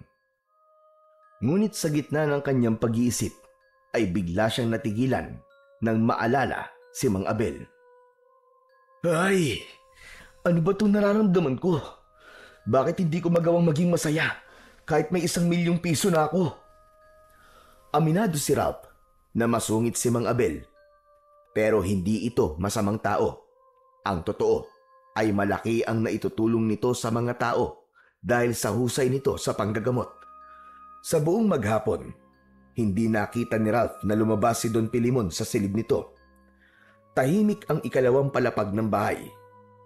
Dahil sinabi nito kanina na wag na ulit siyang papasok sa silid nito, ay hindi na siya nagtangka na tignan kung ayos lang ba ito roon. Makalipas ang napakahabang oras, ay sumapit na ang oras ng pag-uwi ni Ralph. Palabas na sana siya ng bahay ni Don Filimon nang mapahinto siya. Tumingin siya sa hagdan at naisipan niyang magpaalam sa kanyang amo. Nais din niyang magpasalamat dito dahil hindi niya yon nagawa kanina. Umakyat siya sa ikalawang palapag at huminto sa harap ng pinto ng silid ni Don Filimon. Marahan siyang kumatok pero walang tumugon sa kanya. Nagdalawang isip siya kung bubuksan ba niya ang pinto o aalis na lang, pero nanaig ang pag-aalala niya para sa matanda dahil baka kung ano na ang nangyari sa kanyang amo. Marahang binuksan ni Ralph ang pinto at sumilip siya roon. Nanigas ang kanyang katawan sa kanyang nakita. Nakaupo si Don Filimon sa gitna ng silid. Napapalibutan ito ng mga itim na kandila. Sa sahig ay may mga simbolo na tila isinulat gamit ang dugo. Ang mas lalong nagbigay ng kilabot sa kanya ay ang mga mata ni Don Filimon na puro puti. Hawak nito ang mutya ng buhawi at umuusal ito ng mga salitang hindi niya maintindihan. Napaatras si Ralph at halos mawalan siya ng hininga. Tahimik niyang isinarado ang pinto at walang ingay na bumaba ng hagdan. Malakas ang tibok ng puso niya habang pilit niyang iniisip kung ano nga ba ang ginagawa ni Don Filimon. Sa mga sumunod na araw ay mas piniling inihim ni Ralph ang perang hawak niya. Itinago niya yon sa ilalim ng kanyang mga lumang damit sa isang lumang kahon. Hindi na rin muna siya dumaan sa harapan ng bahay ni Mang Abel. Hindi dahil sa takot, kundi dahil sa matinding hiya na kanyang nararamdaman dahil sa pagnanakaw na kanyang ginawa. Isang umaga, pagdating ni Ralph sa bahay ni Don Filimon, ay agad siyang nagluto ng almusal. Habang abala siya sa paghahain sa mesa, ay bigla niyang narinig ang mahinang yabag pababa ng hagdan. Napalingon siya kagad at halos mabitiwan niya ang kutsarang hawak niya sa kanyang nakita. Nakita niya si Don Filimon na pababa ng hagdan at diretsyong naglakad papunta sa dining area. Tuwid na tuwid ang tindig nito at hindi na ito butot balat. Matikas na ang pangangatawan na parang bumata ito ng ilang taon. Agad din niyang napansin ang kwintas ni Mang Abel na nakasabit sa leeg nito. Hindi agad nakapagsalita si Ralph. Nakanganga siya habang nananatiling nakatayo sa gilid ng mesa. Magandang umaga, Ralph. Itikom mo ang bibig mo at baka pasukan dyan ang langaw. Don Filimon, kayo po ba talaga yan? Paanong? Umupo si Don Filimon sa silya at nilagyan ng kanin ang plato nito. Ako nga ito, Ralph. Nagulat ka ba? Pero, para po kayong ibang tao. Bumata po kayo ah. Ang ganda na po ng tindig nyo. At parang ang lakas-lakas nyo po. Dahil ito ang kapangyarihan ng butya ng buhawi, Ralph. Sinabi ko naman sa'yo na meron itong kapangyarihang taglay. Napatingin si Ralph sa mutyang nakasabit sa leeg ni Don Filimon. Kumikinang yon habang tinatamaan ng ilaw at parang meron yung sariling buhay. Marami pang kayang gawin ang mutyang ito, Ralph. At ito pa lang ang simula. Hindi po talaga ako makapaniwala, Don Filimon. Pwes, maniwala ka na ngayon dahil nasa harapan mo ang patunay.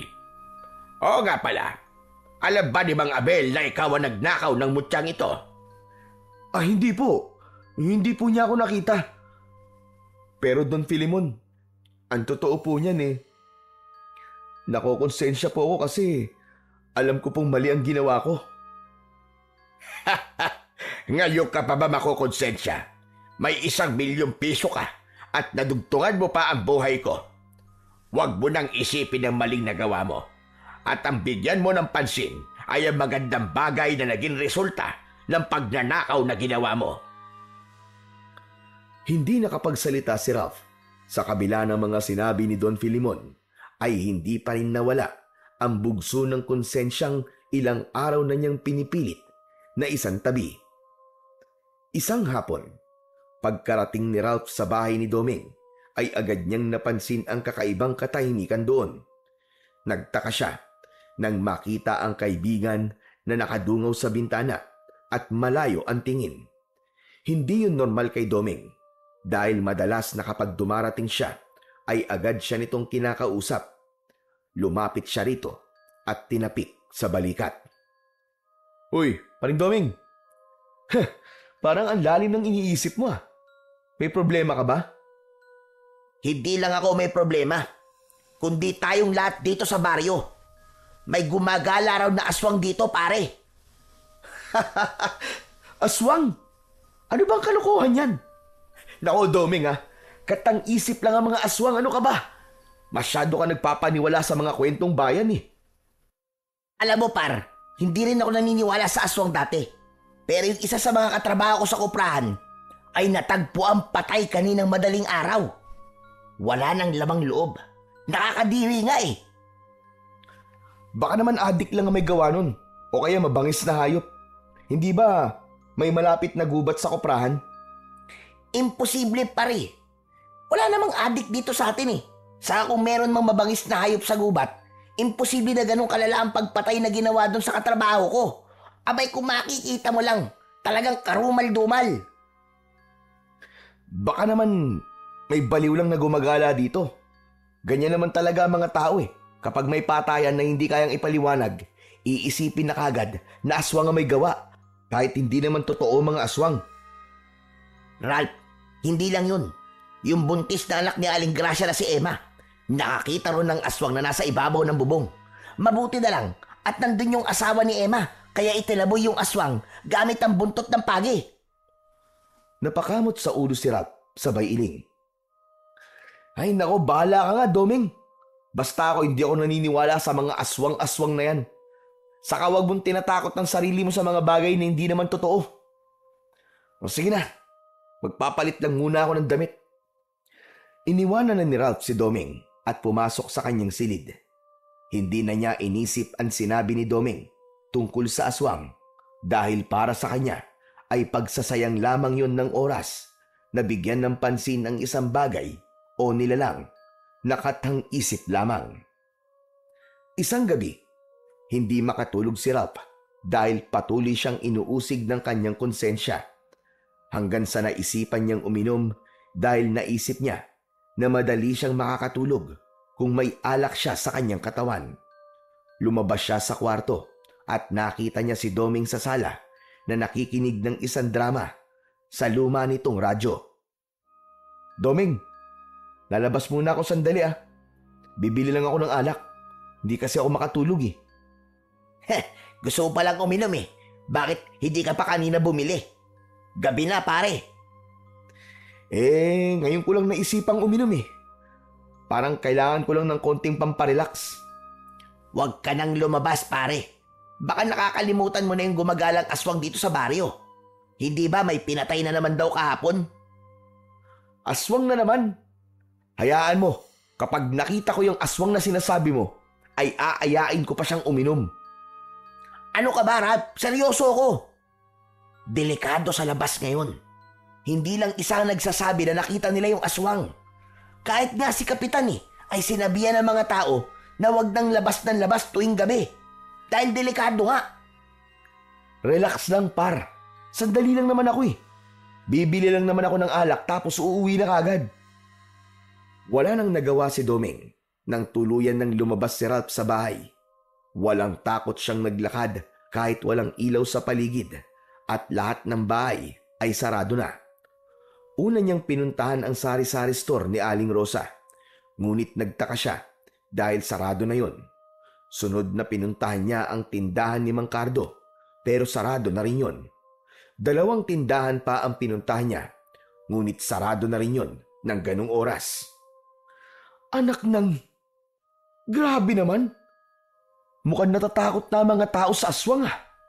Ang aga ng magsarado ng mga tindahan. Napabuntong hininga si Ralph at nagdesisyon na lang siya na umuwi na. Sa paglalakad ni Ralph pauwi sa bahay ni Doming ay nakaramdam siya ng inis dahil wala siyang nabiling alak. Habang naglalakad ay napahinto siya nang may napansin siyang gumagalaw sa ibabaw ng bubong ng isang kubo. Sa una ay inisip niyang baka pusa lang yon, pero nang tignan niya yon ng matagal ay doon niya napagtanto na tila isa yung tao. Kinabahan si Ralph at naisip niya na baka isa yung magnanakaw. Kaya naman, hindi na siya nagdalawang isip na sigawan yon. Hoy! Bumaba ka dyan! Magnanakaw ka no! Lumingon ang nilalang kay Ralph. Napako siya sa kanyang kinatatayuan nang makita niya ang mapupulang mata ng naturang nilalang na parang nagliliwanag sa kadiliman. Biglang gumalaw ang nilalang, tumalon yun mula sa bubong at agad yung tumakbo papunta kay Ralph. Doon lang natauhan si Ralph, napasigaw siya at mabilis na tumalikod at tumakbo. Ang mga yabag ng nilalang sa likuran niya ay halos kasabay ng tunog ng kanyang sariling mga hakbang. Mabilis siyang lumingon at doon niya nakita ang nakakatakot na anyo ng nilalang na humahabol sa kanya. Meron yung malahalimaw na muka. May makakapal na balahibo. Matutulis ang mga kukunon at ang mga ngipin ay parang malalaking ngipin ng isang lagari. Sa itsura ng nilalang na yon ay sigurado siya na hindi siya nun bubuhayin sa oras na maabutan siya nito. Sa pagharap ni Ralph sa unahan ay nagulat siya nang mabangga niya si Mang Abel. Kahit paano ay nakakita siya ng pag-asa nang malaman na meron dong ibang tao bukod sa kanya. Napansin niya na may hawak na buntot ng pagi ang matandang albularyo. Mga Abel, tulungan niyo po ako! Hinahabol po ako ng halimaw! Nagtago si Ralph sa likod ni Mang Abel at nakita niya ang papalapit na halimaw. Huminto ito, ilang di pa lamang ang layo sa kanya. Walang takot na tinignan ni Mang Abel ang nilalang. Alis ka rito, demonyo ka! Kung inaakala mo natatakot ako sa kagaya mo ay nagkakamali ka. Marami na akong nakaharap na gaya mo at gaya nila ay kayang-kaya rin kitang patayin. Galit na umangil ang nilalang habang nanlilisik ang mga mata. Ngunit hindi pa rin ito umalis. Doon na malakas na inihampas ni Mang Abel sa lupa ang buntot ng pagi. Doon na tumakbo palayo ang nilalang hanggang sa tuluyan na iyong nilamon ng kadiliman. Nangihinang napaluhod sa lupa si Ralph habang habol ang kanyang paghinga. Tagaktak ng pawis ang kanyang muka. Maya-maya pa ay tumayo siya at hinawakan ng isang kamay ni Mang Abel. Salamat po. Salamat, Mang Abel. Kung hindi ko po kayo nakita, baka patay na po ako ngayon. May kailangan tayong pag-usapan, Rap. Sumunod ka sa akin. Napakunot ang noo ni Rap. Bigla siyang nanlamig sa kaba at naisip niya na baka alam na nito na siya ang nagnakaw ng mutya ng buhawi. Bago pa siya makapagtanong, ay tumalikod na si Mang Abel at tahimik na naglakad paalis. Wala nang nagawa si Rap, kundi sundan ang matanda habang ang kanyang isipan ay punong-puno ng pag-aalala tungkol sa bagay na pag-uusapan nila ng matandang albularyo. Maya-maya pa ay mas lalong kinabahan si Rap nang makita niya na patungo si Mang Abel sa bahay ni Doming. Hindi na nga siya nagkamali dahil huminto ito sa harap ng bahay ng kanyang kaibigan. Papasok na sana doon ang matanda pero agad niya itong hinawakan sa braso. Mang Abel, sandali lang po. Bakit tayo nandito? Akala ko po ba'y kakausapin niyo ako? Oo nga. At dito tayo mag-uusap. May problema ba? Ano po kasi, baka pwedeng doon na lang po tayo mag-usap sa kubo nyo. Bakit, Rap? Nahihiya ka ba na malaman ng kaibigan mo kung ano ang ginawa mo? Biglang natigilan si Rap. Parang may malaking bato na bumagsak sa dibdib niya. Nanuyo ang lalamunan niya at hindi siya kagad nakasagot. Napatungo siya at mas lalong lumakas ang kutob niya na alam na nga ni Mang Abel na siya ang taong nagnakaw ng mutya nito. Tumalikod na si Mang Abel at hindi na ito napigilan ni Rap nang tuluyan na itong pumasok sa bahay ni Doming. Wala nang nagawa pa si Rap kundi sundan ang matandang albularyo sa loob. Pagpasok nila ay naroon pa rin si Doming sa sala. Napakunot ang noo nito nang makita si Mang Abel na pumasok.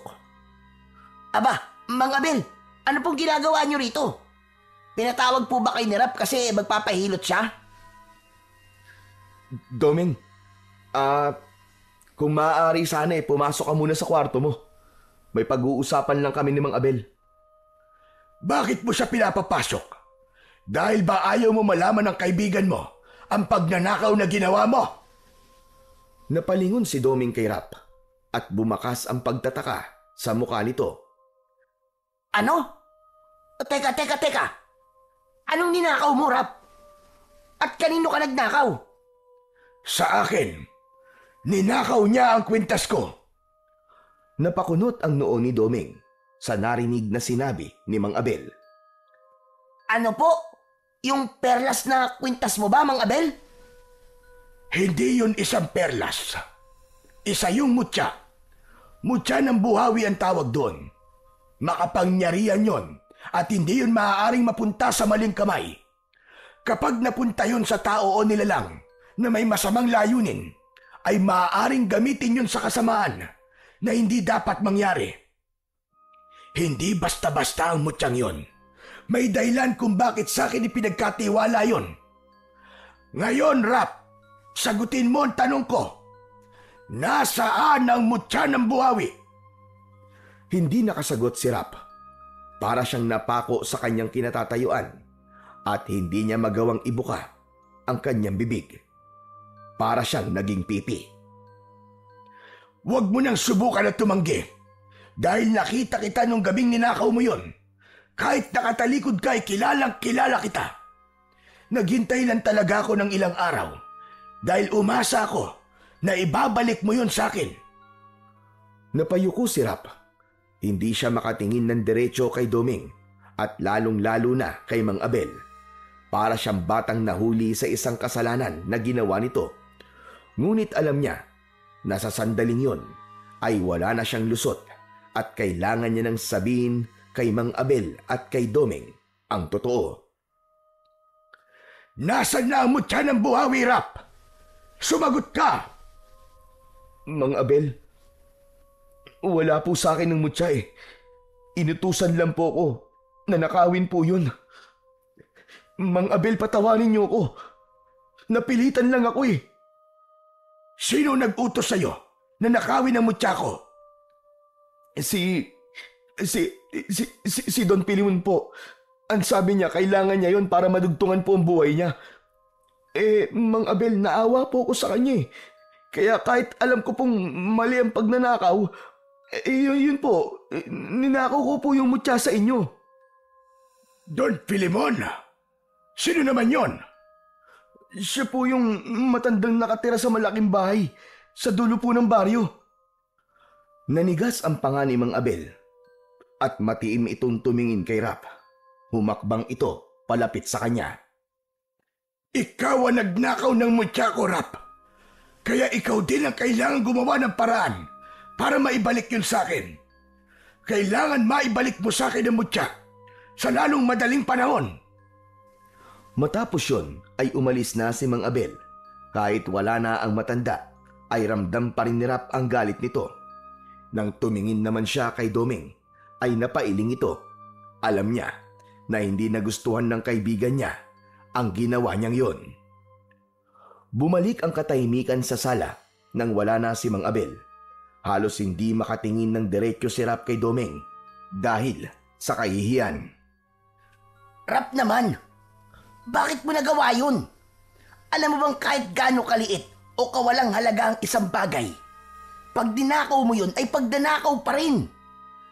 Hindi mo dapat ginawa yun lalo na kay Mang Abel. Oo, masungit siya, pero mabuti siyang tao. Marami na siya natulungan dito sa baryo dahil sa panggagamot niya. Pambihira ka naman, oo. Kasi naawalan talaga ako kay Don Filimon. Nung hilingin niya sa akin kasi na nakawin ko yung mutya, parang mamamatay na siya eh. Sinabi niyang kailangan niya yung mutya ng buhawi ni Mang Abel para mabuhay pa siya na mas matagal.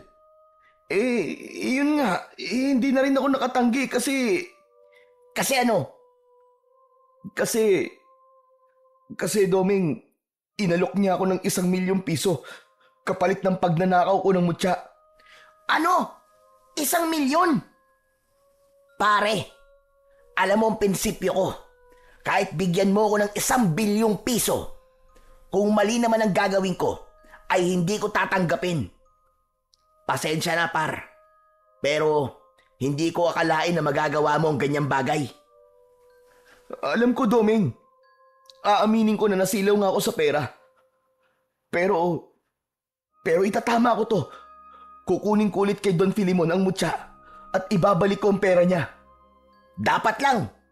Yan talagang dapat mong gawin. Tumalikod na si Doming at naglakad papunta sa kwarto nito. Hindi na ito muling lumingon pa hanggang sa maisarado na nito ang pinto. Naiwan si Rap sa sala na halos lumubog na sa labis na hiya sa kanyang kaibigan. Napakabigat ng pagsisisi na nakadagan sa kanya. Kaya naman, isang bagay lang ang nais niyang gawin at yun ay ang maibalik kay Mang Abel ang mutya nito. Nagtungo si Rap sa bahay ni Don Filimon nang umagang yon. Nadala ang bag kung saan nakalagay ang perang ibinayad nito sa kanya. Pagpasok niya sa sala ay nagulat siya nang makita na naroon si Don Filimon. Nakaupo ito sa sopa habang may hawak na isang tasa ng kape. Magandang umaga po, Don Filimon. Ang aga niyo po yatang nagising ah. Sandali lang po. Magluluto na po ako ng almusal. Mabaya ka na magluto at busog pa naman ako. Ang mabuti pa ay magtimpla ka ng kape at sabayan mo ko rito. Tumango si Rap at nagtungo siya sa kusina.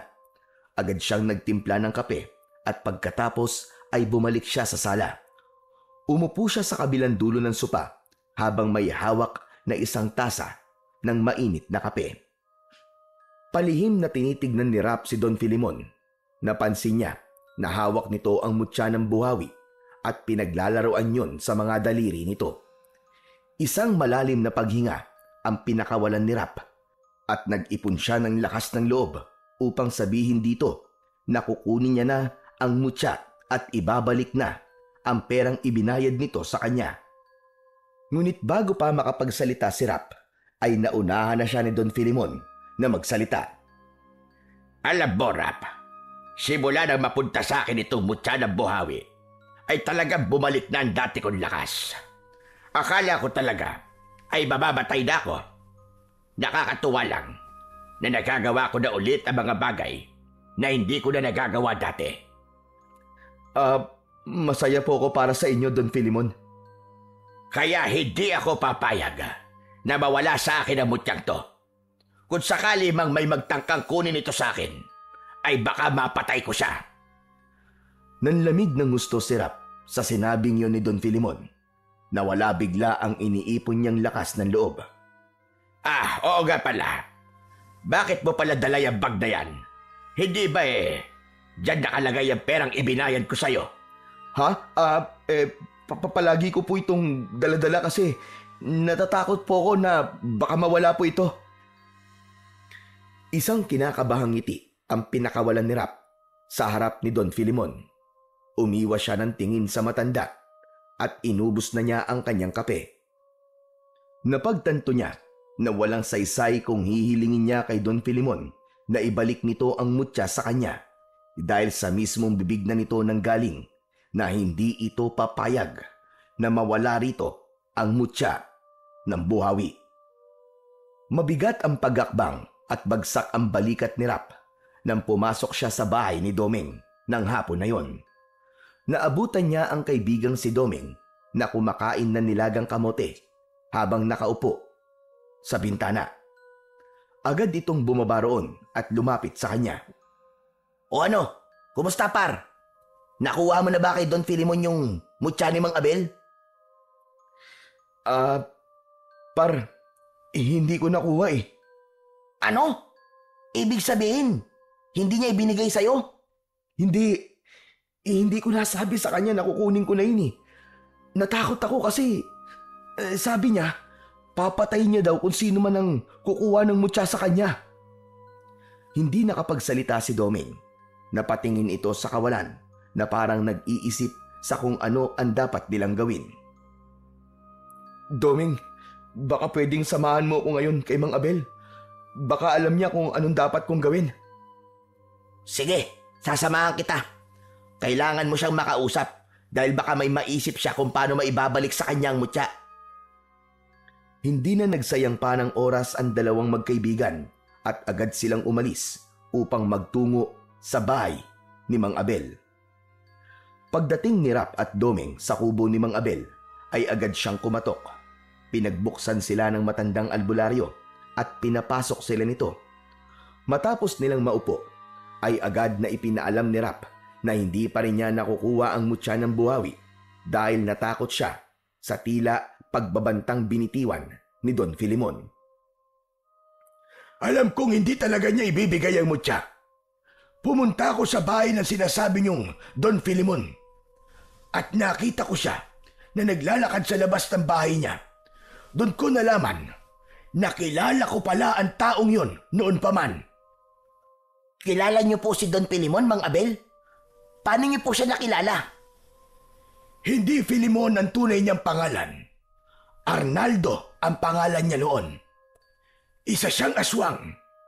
Matagal nang magkagalit ang pamilya niya at ang pamilya ko. Dahil ang pamilya ko ay pamilya ng manunugis ng mga aswang. Ano? Aswang? Aswang po si Don Filimon? Tama ka, Rap. Ang mga tulad niya ay mas lalong lumalakas kapag nagkakaroon ng mutya ng buhawi.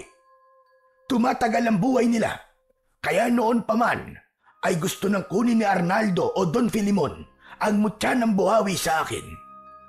Malamang ay nalaman niya na nandito ako sa baryong ito, kaya nanirahan din siya rito. Kung ganun pala, si Don Filimon po ang aswang na gumagala ngayon dito sa baryo. Tama ka, Doming. At siya rin ang aswang na muntik nang umatake kay Rap nung isang gabi. Napalingon si Doming kay Rap habang nagtataka. Muntik ka na palang atakihin ng aswang, pare, ha? Oo. Pero iniligtas ako ni Mang Abel. Hindi ko na lang nasabi sa'yo kasi ang dami nang nangyari.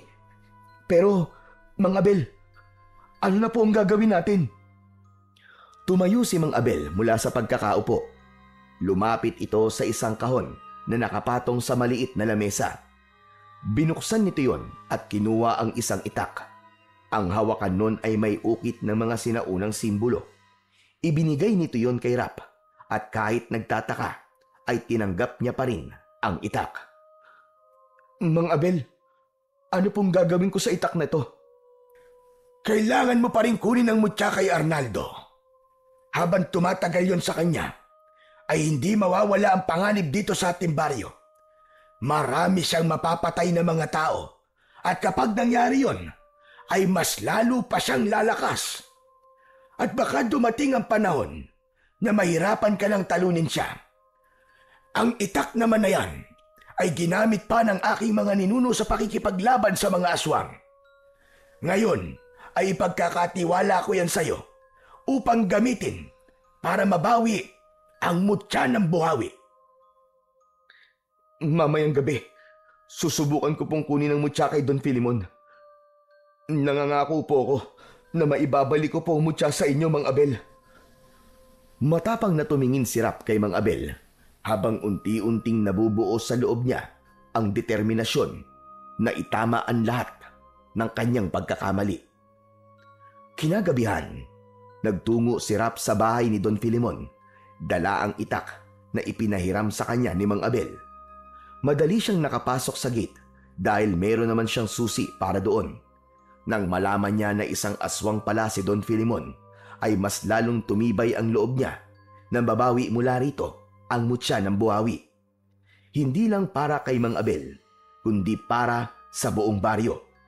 Dahil kapag mas tumagal pa ang mutya sa kamay ng isang aswang, ay alam niya na mas maraming tao ang maaaring mamatay.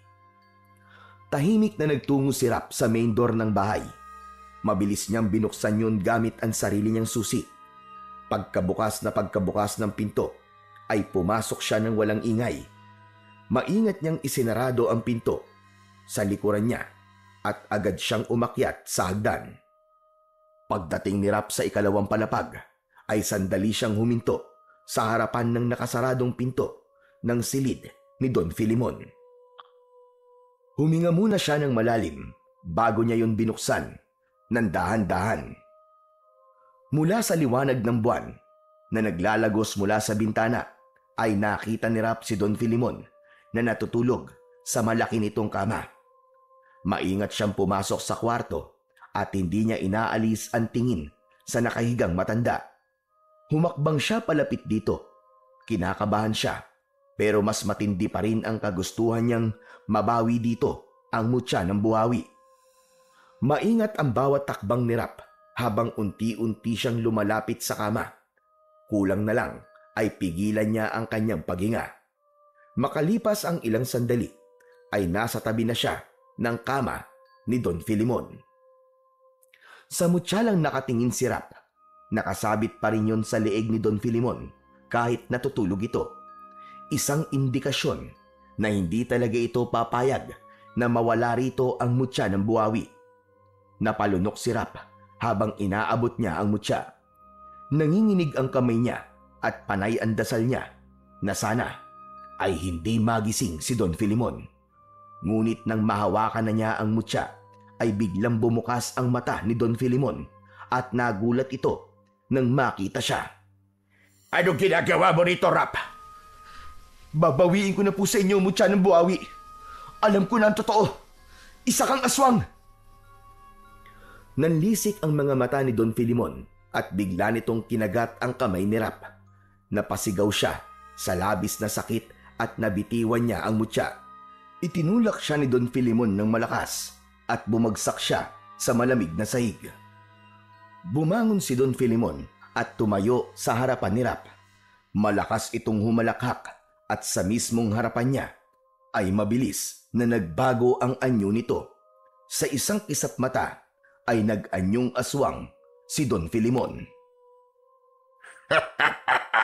Nakalimutan mo na ba sinabi ko, Rap? Napapatayin ko at sino mang magtatangkang kunin ang mutya. Hindi ko yun nakalimutan, pero sisiguraduhin kong hindi ako mamamatay ngayong gabi, kundi ikaw! Walang babala na umatake si Don Filimon kay Rap. Mabilis naman na tumayo si Rap at nagawa niyang iwasan ang matatalim na kuko ng aswang. Tumama yun sa kahoy na dingding at nanlaki ang mga mata niya. Nang mawasak ang dingding, inisip niya na katapusan niya na kung sa kanya tumama ang pag-ataking yon ng aswang na si Don Filimon. Inilabas ni Rap ang itak na ipinahiram sa kanya ni Mang Abel. Malakas siyang sumigaw at siya naman ang umatake sa aswang. Tinangka niyang tagain si Don Filimon pero nagawa nitong makaiwas. Nagpang-abot ang dalawa sa gitna ng kwarto. Nagpakawala si Rap ng sunod-sunod na pag-atake gamit ang itak. Ngunit masyadong mabilis si Don Filimon kaya sa hangin lang tumatama ang bawat pagharibas niya ng taga sa aswang. Tumalon si Don Filimon at sinugod si Rap. Sinubukan niyang umiwas pero nadaplisan siya ng matutulis nitong kuko sa tagiliran. Napasigaw ng malakas si Rap nang maramdaman niya ang pagguhit ng matatalim na kuko ng aswang sa braso niya. Agad na nang hina si Rap at napahiga siya sa sahig. Tumatawang lumapit si Don Filimon sa kanya. Yumukod ito sa kanya habang nakangisi. Pero napaikot si Rap at nasangga ang isang mga galamay nito. Gayunpaman, tinamaan siya sa tagiliran. Napaurong siya at nang muling umatake ang halimaw ay natumba siya sa sahig. Akala mo ba ay kaya mo ko? Isa ka lang habak na tao na walang kwenta. Hinayaan lang ni Rap na magsalita si Don Filimon. Mabilis siyang nag-isip at sa isang iglap ay itinaas niya ang itak na hawak niya. At gamit yon ay pinutol niya ang kwintas na nakasabit sa leeg ni Don Filimon. Nagulat si Don Filimon sa ginawa ni Rap. Agad na sinalo ni Rap ang mutya at ipinilupot niya yon sa kanyang kamay. Nang dumampi sa palad niya ang mutya ng buhawi, ay naramdaman niya ang isang kakaibang lakas na ibinibigay sa kanya ng mutya. Hindi niya na naramdaman ang sakit ng mga sugat niya. Malakas na sinipa ni Rap ang aswang at dumausdos ito sa sahig. Mabilis na tumayo si Rap habang daladala ang dagdag na lakas mula sa mutya ng buhawi. Sinugod niya si Don Filimon at isang saksak sa dibdib nito ang ibinigay niya rito. Napaatras si Don Filimon habang bakas sa mukha nito ang gulat. Hindi na binigyan pa ni Rap ng pagkakataon na makaporma pa si Don Filimon at buong lakas niyang ginilitan ang leeg nito. Sumirit ang malapot na dugo sa leeg ng aswang at saka ito bumagsak sa sahig. Kumislot-kislot pa ang katawan nito hanggang sa tuluyan na itong binawian ng buhay. Humihingal na tinignan ni Rap ang bangkay ng aswang at isang ngisi ang sumilay sa labi niya. Hindi na siya nagtagal doon at nagsimula na siyang maglakad palabas ng kwarto ni Don Filimon upang ibalik kay Mang Abel ang mutya ng buhawi.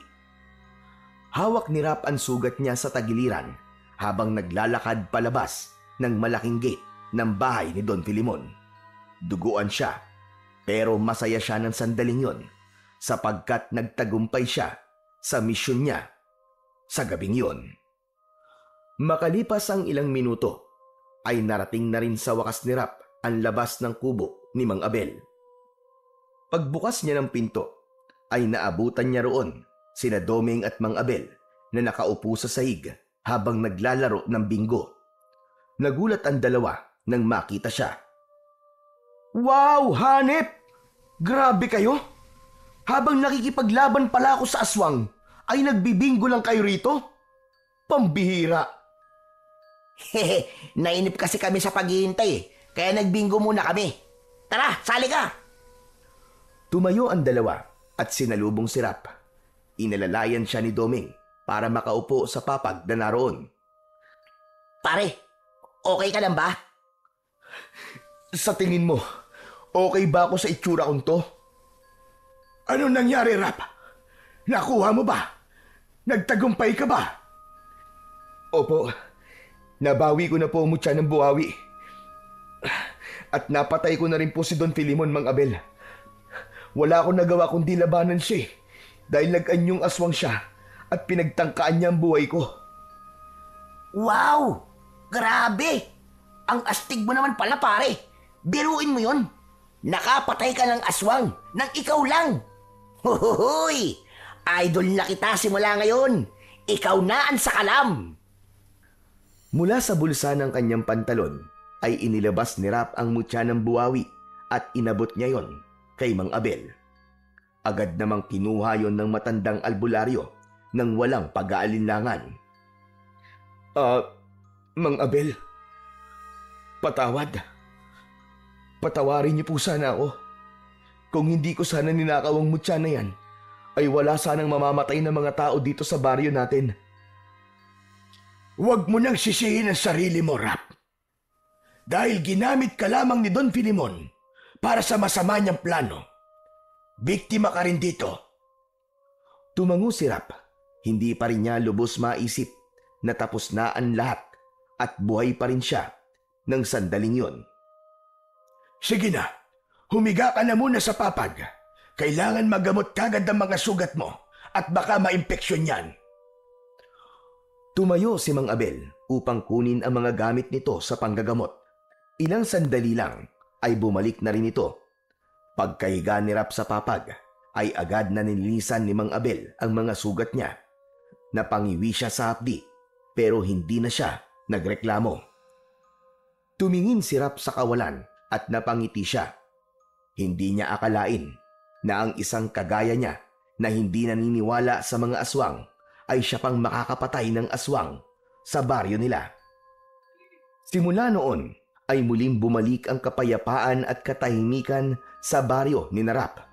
Ang 1,000,000 piso na ibinayad noon sa kanya ni Don Filimon ay itinulong niya sa mga pamilyang naulila ng mga naging biktima ng aswang. Kahit 1 sentimo ay walang kinuha si Rap sa pera na yon. Makalipas ang ilang buwan, ay kinausap si Rap ni Mang Abel at inalok siya nito na tutulungan siya nitong sanayin sa pakikipaglaban sa mga aswang dahil nangangailangan ng baryo nila ng isang mandirigma na handang protektahan ng mga tao roon kung sakaling muling umatake ang mga kampon ng kadiliman. Sinabi rin ni Mang Abel na nais nitong maging karapat-dapat si Rap upang sa takdang panahon ay maipagkakatiwala nito ang mutya ng buhawi sa kanya. Buong puso namang tinanggap ni Rap ang alok ngayon ni Mang Abel. Alam niya na ang pagkakapatay niya sa aswang na si Don Filimon ay simula pa lang ng pakikipaglaban niya sa aswang at kailangan niyang maging masanda sa mga susunod pa niyang laban. At ipinangako niya sa sarili niya na gagawin niya ang lahat upang ipagtanggol ang lahat sa baryo nila nang walang halong pag-iimbot at buong tapang laban sa mga kampon ng kadiliman.